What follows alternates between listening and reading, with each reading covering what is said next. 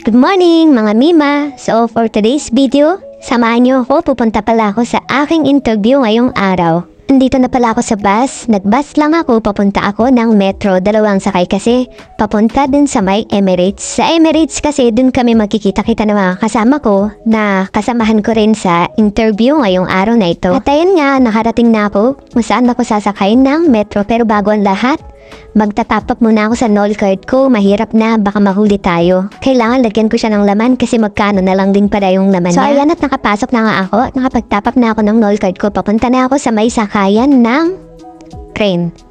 At ito nga, inaantay ko na lang ang train na sasakyan ko, papunta ako sa istasyon ng Emirates. Mas mabilis ang biyahe talaga kapag nag-metro ka. At ayan, nandito na nga ako sa may Emirates. Lalabas ako, pupunta ako sa may exit 1 kung saan kami makikita-kita ng mga kasama ko. Call time kasi 11:30 AM. So inahabol ko yung oras, ayoko talaga nung nalilate. So sakto naman yung dating ko at hindi naman ako nalate, nag-aantay pa rin ng ibang kasama namin na papunta sa interview namin. Nakarating na nga ako dyan sa meeting place namin at hinahanap ko na yung mga kasama ko. Halos wala rin kasi akong kakilala ni isa sa kanila, so hahanapin ko muna sila. At ayan, kasama ko na nga sila. At habang nag-aantay nga kami sa mga ibang kasama namin para sa final interview, sasamahan ko muna itong si Jay na magpaprint ng CV niya habang nag-aantay pa sa ibang mga kasamahan namin.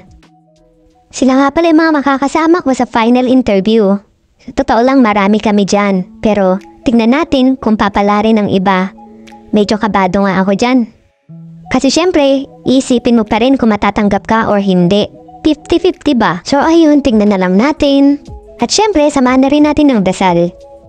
At ayan po ang mga kasama ko sa final interviews. Papunta kami lahat sa may Palm Jumeirah. So ayan, may mga nakatayo pa nga, kawawa naman kasi wala na rin talaga silang maupuan. May ibang layo rin kami mga kasama pero mas marami kaming mga Pilipino nga pala dito na magkakasama. Medyo malayo rin pala yung pupuntahan namin. At ayan, narating na kami sa lugar na kung saan yung pupuntahan namin para sa final interview.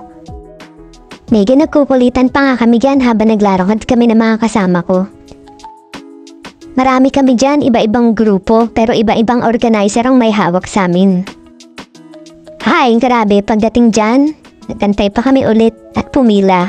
Kasi hindi naman kami basta-basta lahat makakapasok. Ayan, kailangan nyo muna palang iwan yung Emirates ID nyo bago kayo makapasok sa pinakaloob. Ayan, nakapila na nga kami para sa isa-isang interview sa amin lahat. Sila nga pala mga kasama ko, yung iba dyan. Naglilibang na lang pero kabado yung mga yan. Pag natapos yung isang interview, tanungan kami dyan. At na matapos ang aking interview, naisip ko nga na pumunta muna ng CR at umihi bago umuwi. Pagkakita ko ng CR nila, grabe ang ganda, tan laki. O ayan, diba napabideo muna ako. Outfit check. Yan, video. So ayan, iihi muna ako syempre.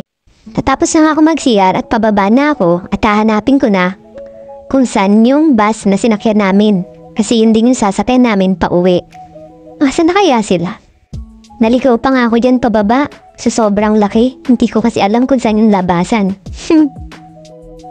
May sikat pa nga ng araw dito, pero hindi mainit dahil malamig na ang panahon dito sa Dubai. Sa totoo lang, malis na yung bus na sasakyan namin dyan pabalik. At kailangan namin mag-antay hanggang sa bumalik kang bus. Pero naisip ko na ayoko nang antayin yung bus dahil alam kong gagabihin na ako ng mga oras na yan. Inisip ko naman napakalayo nito at napakamahal kung magta-taxi ako. Wala akong kasabay. So paano kaya to? At nakapag-decide na nga ako na umuwi na ako ng mga oras na yan.